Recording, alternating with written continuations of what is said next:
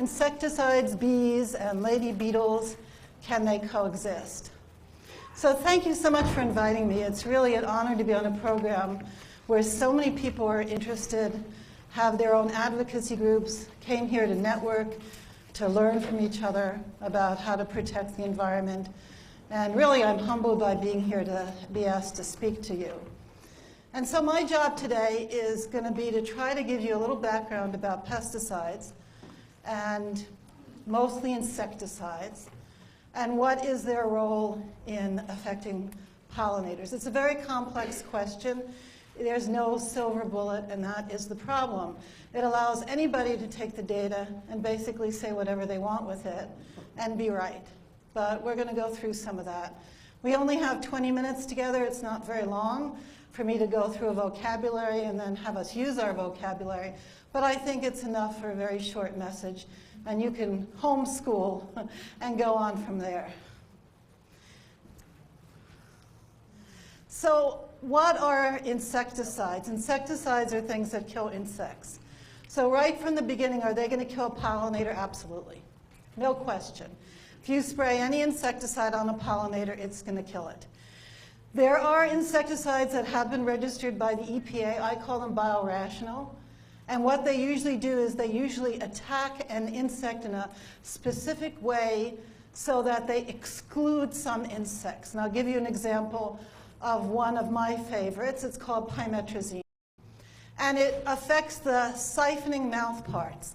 So it only kills aphids. It doesn't kill ladybird beetles. So the EPA has spent a very long time trying to register these, what I call biorational friendly pesticides. Are they available to you as consumers? No. They're usually only available to the industry. So what has happened recently that has made us more worried about insecticides affecting pollinators? And it has to do with what is called systemic. So when you take an antibiotic, you take it in your mouth and it's systemic through your whole system, right? So it will kill the bacteria in your skin, in your liver, in your lungs. So all herbicides are systemic. You spray it on a weed and it kills the weed in 25 different modes of action, 25 different ways. We haven't had very many systemic insecticides. Fipronil and the neonicotinoids are systemic. So that means you apply it to the soil, or you coat a seed with it, or you can spray the plant foliage itself. It doesn't last as long, but so most of the time it's applied to the soil where it's dark and it doesn't biodegrade as easily. And so the neonicotinoids are systemic, meaning if you apply it to the soil, so you can apply it to the soil as a treated seed, as a soil drench, a lot of homeowner products, trunk injection, you have to use a landscaping service. It gets into the whole plant by way of the xylem. In the terminals of the plants, it moves into the phloem, and it gets translocated into pollen and nectar. So when these were first registered back in 1990, the chemical companies would say, no, it's in the xylem, it's going to kill sucking insects like aphids, mealybugs, scales, but it's not going to kill good bugs. But nobody, or people weren't very well-versed yet to understand it did get into pollen and nectar. So because there is more xylem going into pollen, you find probably double the amount of neonics in pollen compared to nectar. So it does absolutely get into pollen and nectar, and how long does it stay there? If you use a contact insecticide, which most homeowner products are besides the neonicotinoids and fipronil, by microorganisms, by rain, and it lasts about a week. As a matter of fact, the EPA formulates them so that they degrade. So the first question I want to understand is, how can I protect pollinators? We don't have enough data on systemic insecticides, how much actually gets into pollen and nectar from the dosages we're allowed to use. Research and more insecticides, but use contact insecticides. So that is the conservative message. All right, well, how did we get here? How did we get to the point where our culture is so comfortable with insecticides? So I always ask you to go to the website, What's in My Food, look up your favorite thing, apples, tea, and find out all the insecticides that are in the food you eat, and all the fungicides and herbicides. How many of you saw the recent research paper that came out and survey in Germany that 99% of the people had glyphosate in their urine? This is a big issue right now for the European Union about glyphosate. It's not, and it's above the threshold that it should be at. And so we have become very comfortable with using insecticides, herbicides, and fungicides. How did we get here? Well, here's one of the issues, DDT. DDT is 27,000 times less toxic to insects than are the neonicotinoids down here in red. Now, this is a slide by a chemist from France. France, as you know, has been advocating the neonicotinoid issue for a much longer time. This is what we call a toxicologist. This is his slide. And so in World War II, the soldiers would all get a can of DDT on their belt. You would spray it on school children when they're eating their lunch. It had very low human mammalian toxicity.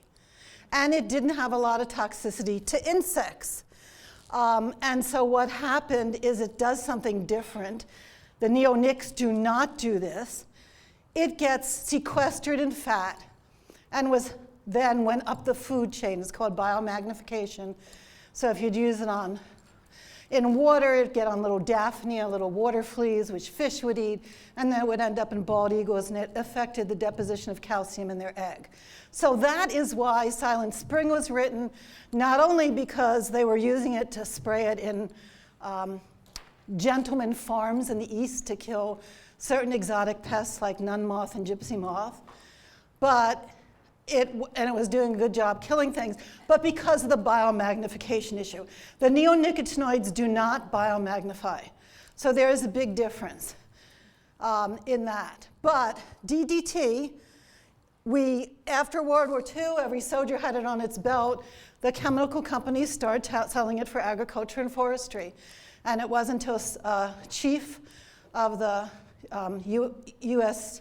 Fish and Wildlife Service in her spare time, Rachel Carson, wrote a book that was serialized in the New Yorker, which was read by a lot of rich New Yorkers who had land, and they could see when these sprayings were going on, it was killing birds and everything, amphibians, that there became a big consumer advocacy group to stop the use of it.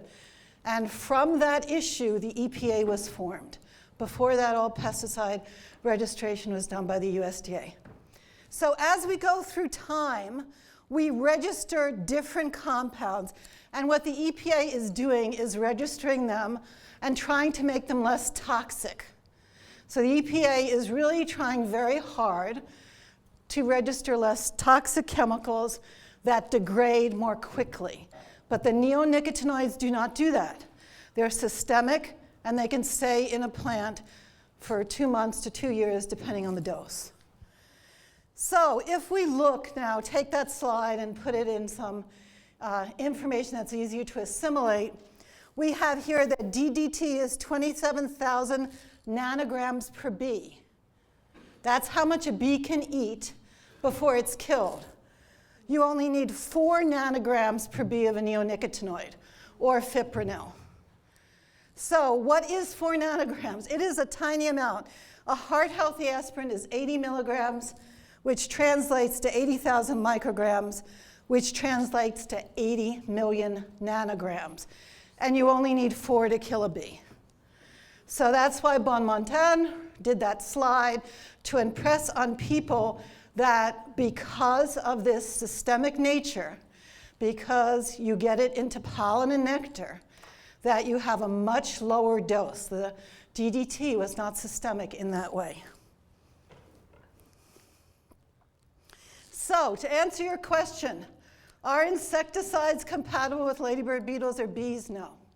every class of insecticide that's registered, whether it's an OP, organophosphate, a P, a pyrethroid, or a C, a carbamate, will kill a ladybird beetle or a bee. But the difference is it only lasts on the plant for 2 weeks. A systemic application of a neonic or fipronil can last for anywhere from 2 months to 2 years, depending on the dose. So my take-home message to you, again, no silver bullet, is that all insecticides kill good bugs as well as bad bugs, but the neonics, because they're translocated into pollen nectar and at such low dosages, affect insects, and they stay there for such a long time. Now, how many insects are going to be affected if they feed on pollen and nectar? Well, it's kind of a scary thing, because 150 million years ago, when the angiosperms, the flowering plants, came out on land, the insects were there. Most orders of insects were already there. And they were already feeding on gymnosperms, the pines, the spruces, the cycads. And so what happened as the angiosperms, the flowering plants, began to radiate, the insects were co-evolved with them. 99.9% of every insect needs to feed on pollen and nectar. So every good bug, whether it's a dragonfly, a lightning bug, a mosquito, not a good bug, but a mosquito. It's a good bug for warblers that we saw earlier, but not a good bug when it vectors diseases. They all feed on pollen and nectar. So when you use something systemic, it's going to affect everybody. So the answer to our question is the threshold for insects is very low on how much neonicotinoid can kill them, and it's even lower when we talk about sublethal effects. All right.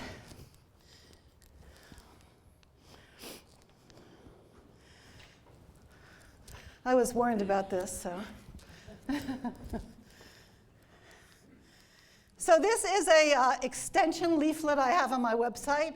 If you want the data to take with you to a garden center, I sent this out to Syngenta and all the chemical companies, and I had an arbitrary scale, and they said, Vera, that's arbitrary. I said, you're right, it is. So I went to the EPA, and I got all the LD50s, and I put them on here. And so it tells you the actually LD50 for the compound. And it ends up that there's very few of them that are not. So the last column is highly toxic. And then this first column here is not toxic.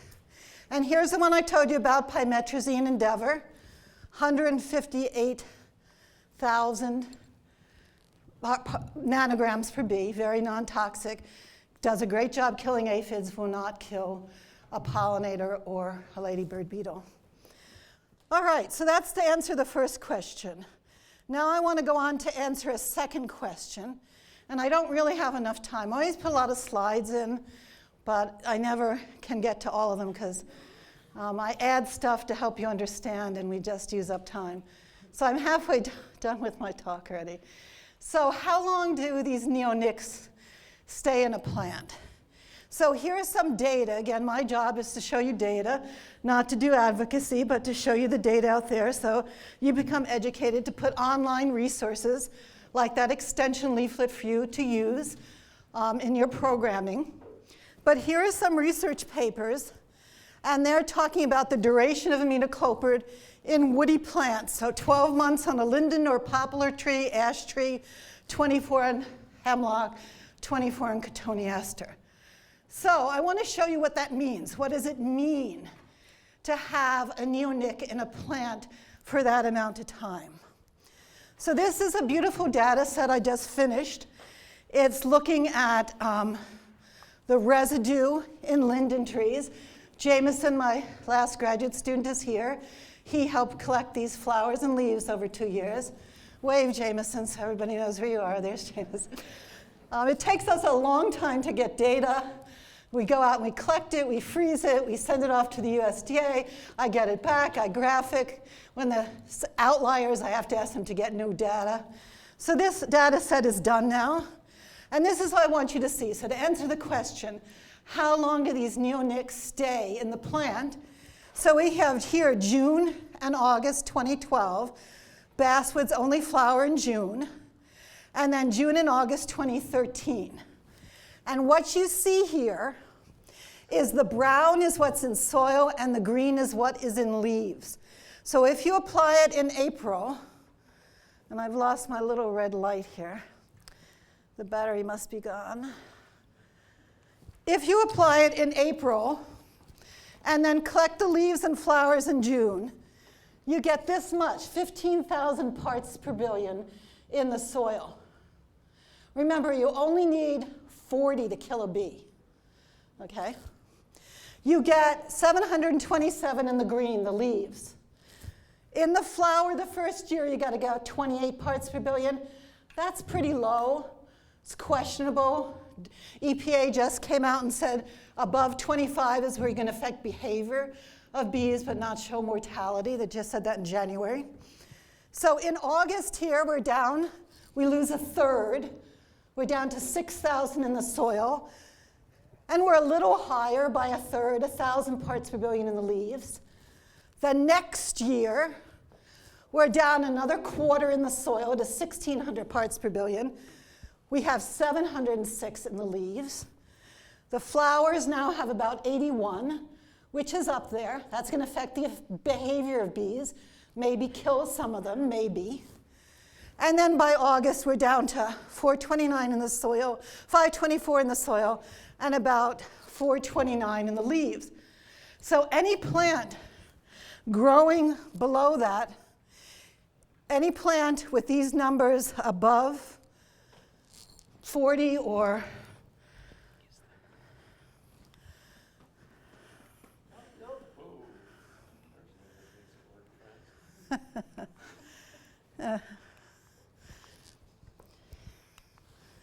so in terms of this data set, any flower growing under these soil-treated linden trees should take up enough neonic to kill a bee.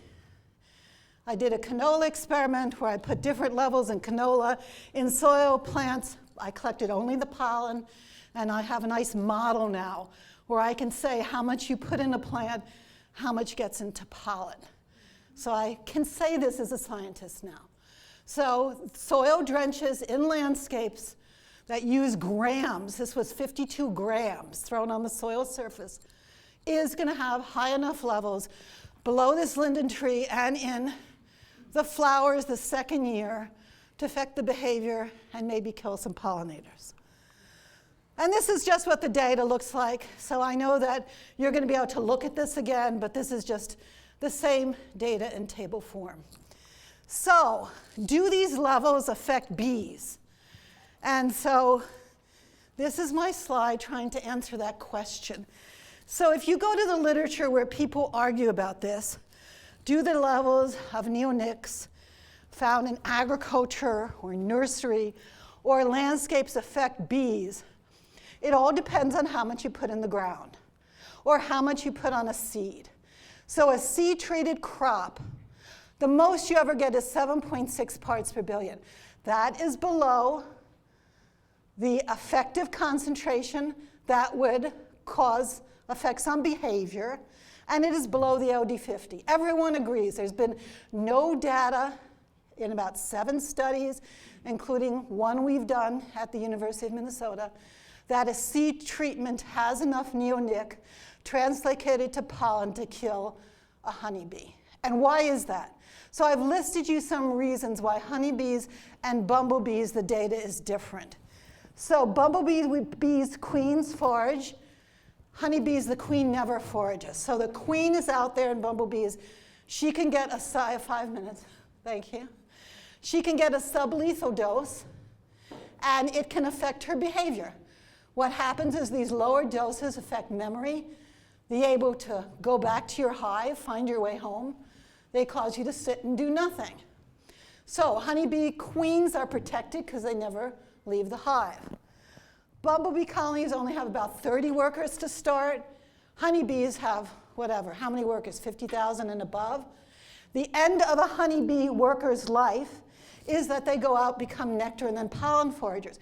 So if they disappear, there's a whole assembly line of bees coming out. If a bumblebee loses its workers, that's it.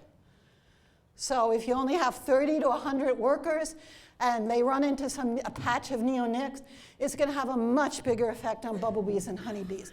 And the last ones I want to tell you is the difference. Honeybees detoxify the neonics.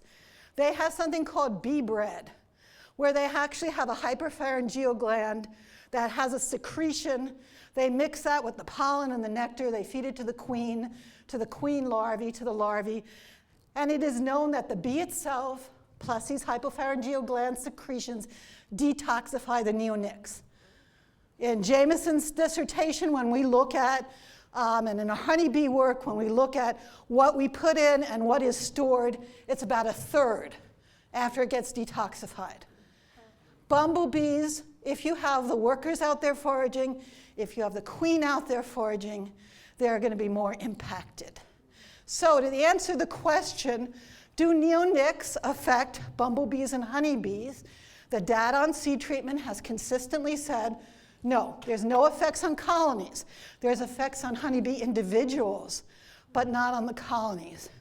The data from the people who work on bumblebees, Jameson's thesis, other work, is that it affects behavior, which translates back to the storing of food, which then translates back to the integrity of the hive.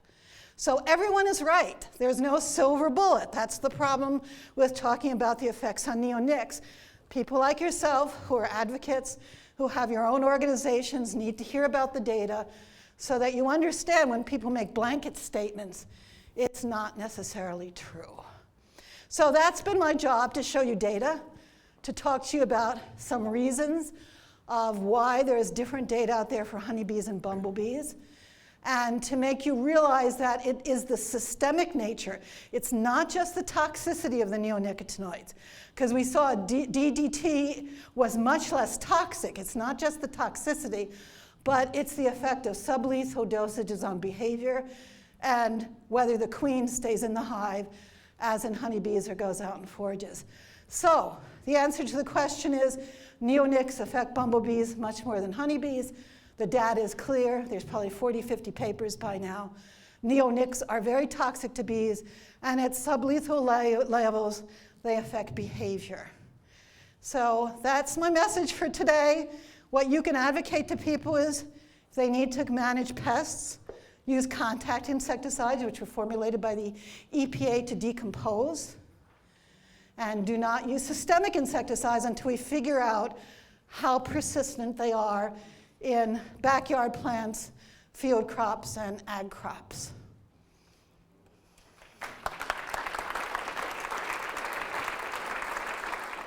So I have the perpetual question, what do we do about ash trees? You know, baseball bats are made of ash trees, right? Native Americans use ash for baskets. It's a big thing in Minnesota. It has the highest BTU of any firewood, right? So the federal and state programs, if your community wants to use the different systemic compounds, emamectin benzoate triage, and FOD is its consumer name, or the neonicotinoids, you're allowed to.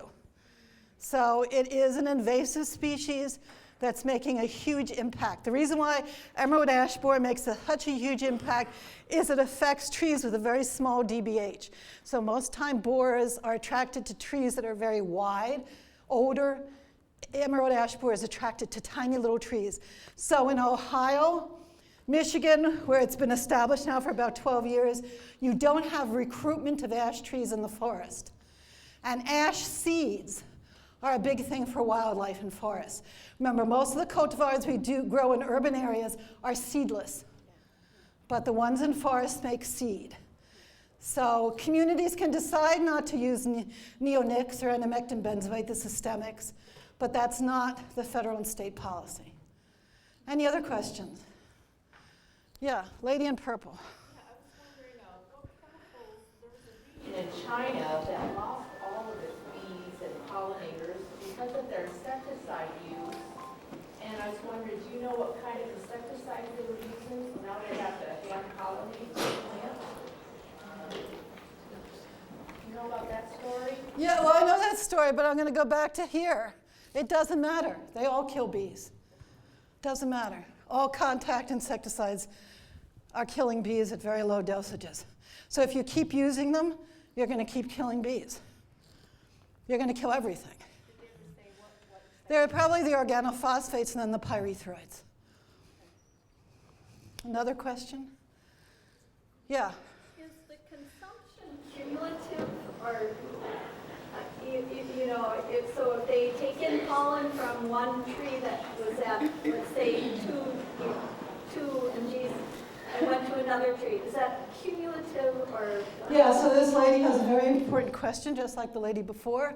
Is it cumulative? There's a Henrik Tenekes he's a toxicologist, and he maintains when you lose a receptor, you lose it for good. So that even sublethal levels are going to be toxic because of the cumulative amount. Big dispute right now about it, but most people agree with him after 12 years of work that it is cumulative, it's knocking out receptors as it goes, and so limited lower dosages can have a cumulative effect. Now what happens to these insects is they don't die, they just sit and decompose because they can't move. And I've seen that many times in my own research. Another question?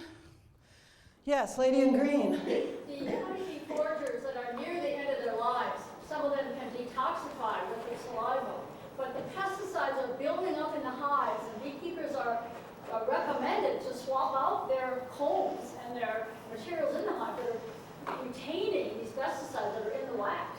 So Margaret has a really good question. She's saying, well, they're bringing it back, so it doesn't matter. So the problem is all the data out there shows they're not bringing it back. The neonics are not showing up in the honeybee colonies. Other things are, but not the neonics.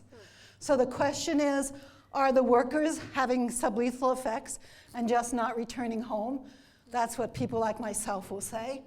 So there's lots of things showing up in hives, but it's not the neonics.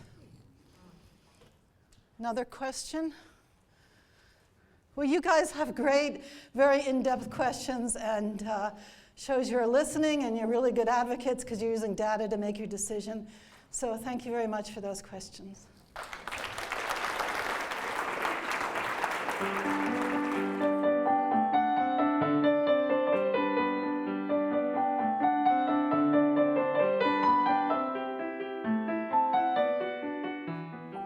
Great. So my name is Lex Horan. I work with an organization called Pesticide Action Network.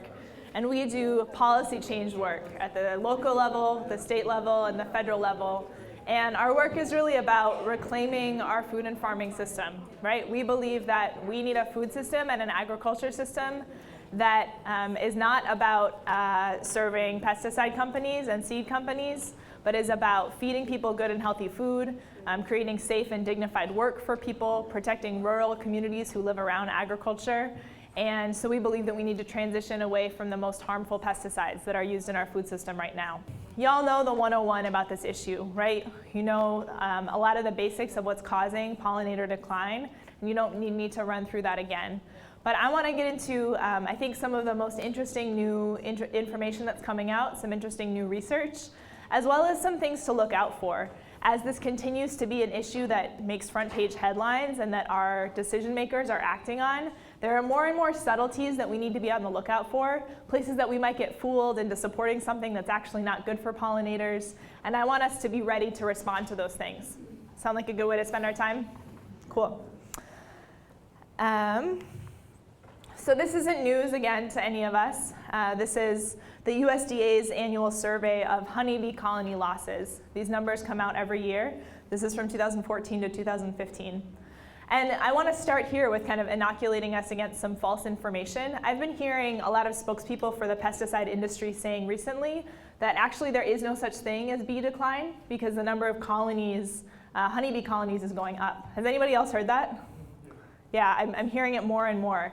And what's important for us to know, this is Minnesota 51.2% loss of honeybee colonies last year. And what's happening is that beekeepers need to make impossible business decisions about how to continue to keep up their operations as beekeepers. So they split their hives, right? And so their colony numbers will stay up, but that doesn't mean that they're healthy colonies. That doesn't mean there aren't losses happening. So we need to know that and bust that myth when you hear it. And then this is from a recent study about our populations of native bees. This is really good research that came out of the University of Vermont and UC Davis.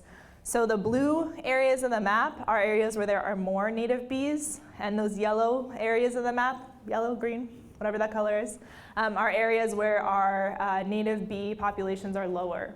So again, we're seeing similar declines. And so this is where I'm going to start with. We know that neonicotinoids harm pollinators. We heard that a bit from Vera.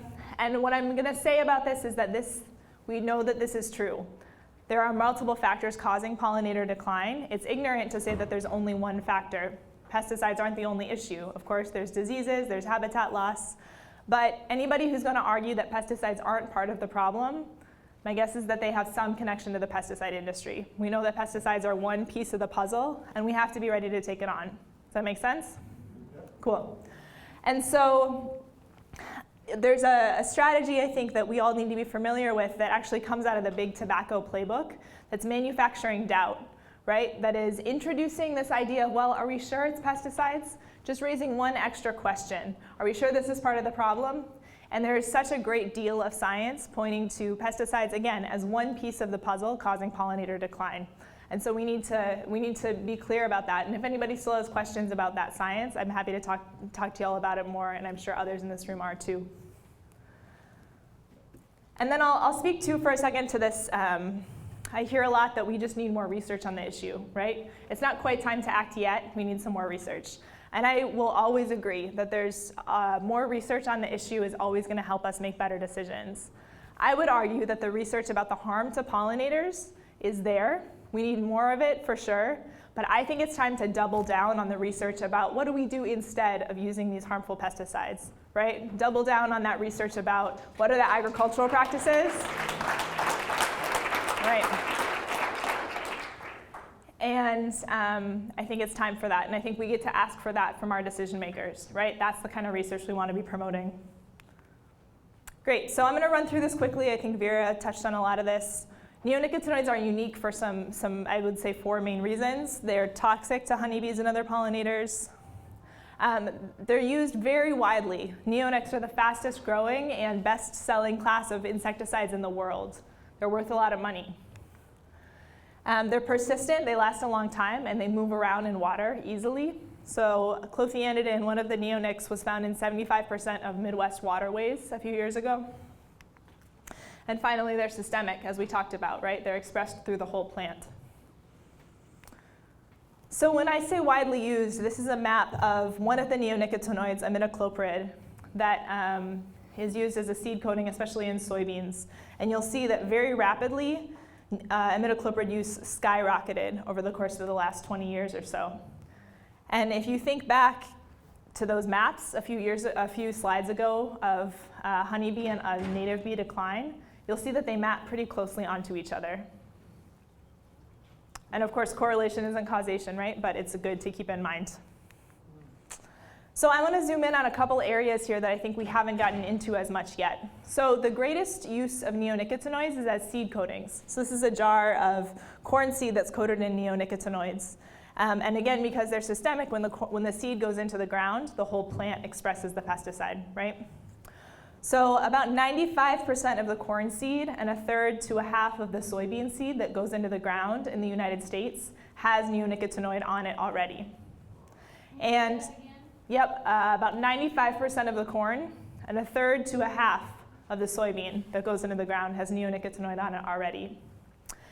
And what's interesting is that especially someplace like here in Minnesota, the benefits of those seed coatings are inconsistent and sometimes non-existent. So that means that they're actually not doing a whole lot for farmer profits or for yields. And part of the reason, and I'm going to cut to it now. So this is kind of nerdy and fun. So you'll see over here that orange-red triangle that's when the neonicotinoid is active. So right when the seed goes into the ground, it's most active. That's when the pesticide is kind of doing the most. And then it goes down over time, of course, right, as it degrades a bit. And then you'll see that curve for soybean aphid. That's when soybean aphid, a problematic soybean pest, gets more active. And they kind of miss each other, right? So the pesticide isn't most active at the time that the pest is active. And this is actually from the University of Minnesota and a number of other upper Midwest extension agencies. This is not an advocacy group's material.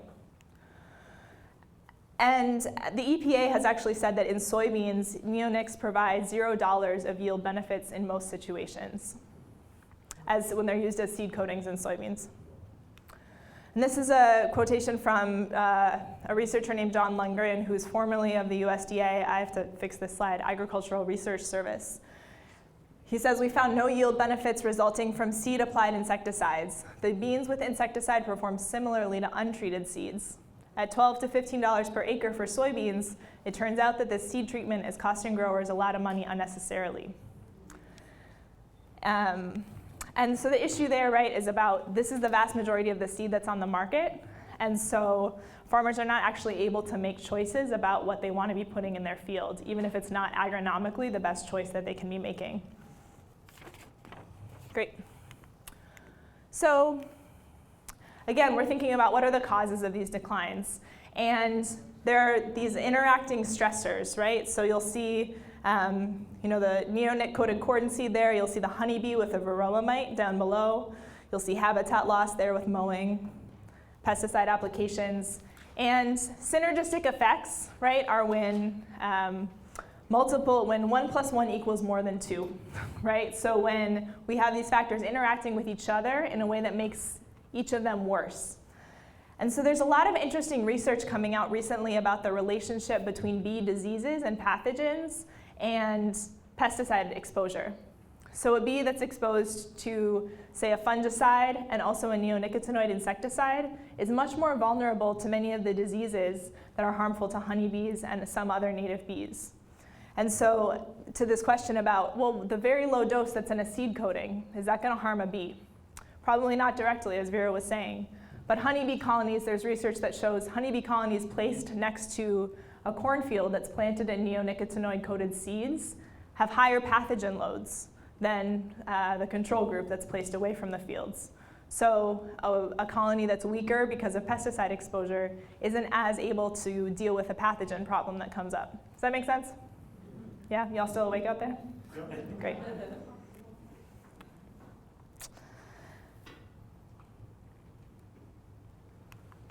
And then I also want to talk about this issue of habitat that's planted near areas where neonicotinoids are used. So we know that the neonicotinoids move through the air at the time of when seeds are planted into the ground. The planters can kind of rub off the seed coating, and that can get released into the air as dust. And they can also move through the soil and the water. So there was research coming out of the UK that in canola fields that were treated with neonicotinoids, the wildflowers next to the fields had neonicotinoids in them at levels that were equal and often higher to the crop itself. And so, I'm not going to read this out loud, you can take a look. Actually, I am going to read it out loud. Our data suggests that such wildflowers are likely to be contaminated with neonics. Whether the benefits accrued from providing more food and suitable habitat would exceed the cost via impacts of the pesticide is unclear. However, when possible, it would seem best to promote the creation of wildflower patches that are not adjacent to treated crops or on soil in which treated crops have previously been grown to avoid exposure to neonic residues via this route. So that makes sense, right? Plant habitat in places that are free of pesticide. But let's remember this map, right? Where is that? And so what I want to argue here is that we need to take on the habitat issue, and that's often a great way for folks to come in the door. What can I plant in my own backyard? Our legislators and our decision makers are putting a lot of important state funding into increasing habitat. And if we aren't ready at the same time to also take on the pesticide issue, our state is in that red zone. And so we are going to be creating habitat. It's not just going to be accidentally contaminated once in a while. There are consistently going to be issues with systemic insecticides in our newly created pollinator habitat.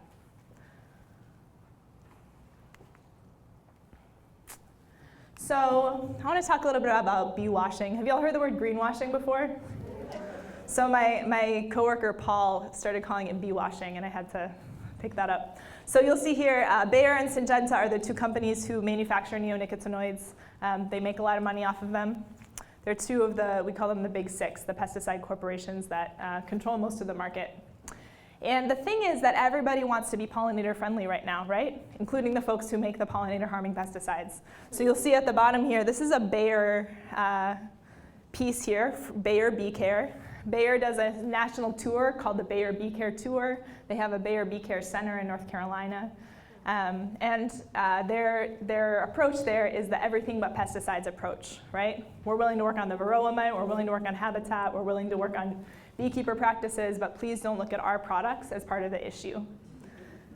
And so we need to be on the lookout for that, right? And I think we see a similar dynamic sometimes with our state decision makers and other folks in the public eye. They would love to call themselves pollinator friendly because they know that their constituents care about this stuff and they know it's the right thing to do. And they're willing to take some important steps, perhaps around habitat, perhaps around public awareness, but they aren't necessarily willing to move on this most difficult part of the question around pesticides. And so the thing is, I think that we are really capable of ferreting out where there's that bee-washing happening. All it takes is looking at that list of factors that we know is behind pollinator decline. Again, habitat, pesticides, diseases and parasites are kind of the biggest ones, and saying, is this person, is this entity willing to take on all of them or not? And if they're willing to take on all of those pieces, including regulating pesticides where necessary, that's a real pollinator champion, right? And if they're really willing to only look at the ones that are the least controversial, we need a little bit more from them. Yeah? Great. So, where should we go from here?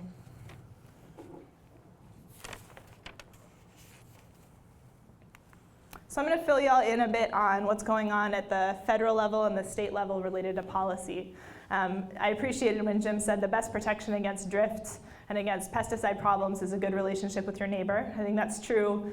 I think the actually very best protection is good policy, right? So I think good policy keeps the most harmful pesticides off the market. It keeps the enforcement of pesticide drift issues strong. And I think without good policy, we aren't going to be able to move forward the way that we need to on these issues. So the EPA is really where the buck should be stopping on this stuff. The EPA is responsible for regulating pesticides in the US. And I would say when it comes to bees, they are slowly but surely inching their way along. And we need to keep pressure on them so that they inch a bit faster. EPA is doing a review of the 4 most commonly used neonicotinoids right now. That'll be going on through 2017 and a bit beyond.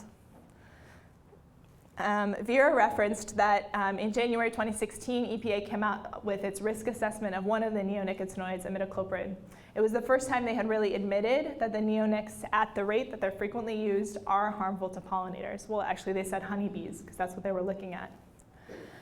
But it was a little bit of a forest for the trees examination. It looked crop by crop. Does the bee pollinate this crop? And if so, in what way is it exposed to the single pesticide, right? We know that in the real world, actually pollinators are exposed to many pesticides at once, not just when they pollinate the crop, but when they're found in the local ecosystems. So we're still a bit frustrated, but we'd like to keep EPA moving along. So basically they've said, we know with imidacloprid what the risk is to pollinators. They haven't yet made a regulatory decision based on that. And so if you get connected with Pesticide Action Network, my organization, we send out updates and alerts related to federal reviews like this. It's a good way to stay in touch. So Minnesota, I think, when I look out at a room like this, I'm reminded of the many ways that Minnesota is a really fantastic place for pollinator advocacy, right? There's so many folks who are smart, who know what's up, who are taking action around pollinators. But I've kind of stopped saying that Minnesota is one of the best places for pollinator action. And that's just because we've done some great things, but I think until we actually start to move the needle on some of these pieces around pesticides, we can't claim that just yet. So we got work to do, because I want us to stay in the lead as a state. So in 2016, the legislative session started today. I'm glad you all chose to be here with us and not over there at the Capitol, but I hope you'll get there over the course of the next few weeks. And we're going to be introducing a few different policy pieces to protect pollinators at the Capitol. So the first piece is, and we've heard a bit about this, I believe that we should be spending our state resources on supporting farmers who want to stop using this stuff, right? We know that it's really a stacked seed market. It's very difficult to access seeds without neonicotinoids, and that in a climate like ours, we don't really need them. And so we're introducing a couple pieces of legislation that would support farmers with technical assistance and outreach, and also with competitive grants, so they can transition away from planting the seeds coated with bee-harming pesticides. The second piece is that we're doing work to make sure that we're making the best use of the habitat along roadsides and rights of way to maximize it for pollinators. There's a lot of that land, and we could be using it better. And so I would say Aaron Roop of Pollinate Minnesota, or Don Arnosti, or a few other folks here are good folks to talk with about that. And then finally, the most fun part of the legislative session is defense, right? We don't actually know what the other side, the folks who are not as concerned about pollinators or who are guilty of this bee-washing stuff, we don't know what they're going to introduce. So we need to stay tuned in to see what's going to happen. And then finally, the other state set of decision makers that's relevant for us on this is the Minnesota Department of Agriculture. So in Minnesota, the Department of Ag is responsible for regulating pesticides in our state. Right now, we have a great opportunity. They're doing a review of neonicotinoid pesticides. They've been working on it since 2013, and we expect their decision within maybe this month, next month, coming up soon. And the Department of Ag does have the authority to limit the use of neonicotinoids, to take them off the market in our state. And was anybody here at the Pollinator Summit? Did folks get to go to that? A few folks? Cool. So we heard loud and clear there that Minnesotans are concerned about pesticides, they're concerned about habitat, they expect action on all of those fronts, including neonicotinoids. And so I'm hoping and assuming that we're going to see a great decision from the Department of Ag that takes some meaningful steps to reduce the use of neonics in our state. So keep your eyes peeled. So finally, what can I do? I think y'all know the messages about what we can do in our own backyards and our own communities. And I'm going to really emphasize that what I want us to do is to get organized, continue to get more and more organized, get brushed up on our science so that we can be really effective advocates telling this story in an effective way, and make it impossible for our decision makers not to pass great policy on this issue, right? Make sure that they can feel the pressure from us. So call your legislator. You can say that you're concerned about pollinator decline in Minnesota, that you didn't like some of the backpedaling that happened last year, and that you're expecting better going forward. This is an election year, and so they're listening extra hard this year, right? Get organized in your community, right? One voice combined is powerful. A dozen voices together taking action in a coordinated way is the most powerful. And then that dozen voices connected in a network with those small groups throughout the state is really impactful. We're already starting to build that here in Minnesota, and we would love to have more of those local groups to be connecting with. And then stay in touch with PAN, stay in touch with the other organizations in the room here. This is my job to track this stuff, and I know that it's not everybody's job here. So when you're connected with an organization, you're able to stay in the loop about what's going on. I will end there. Thank you all.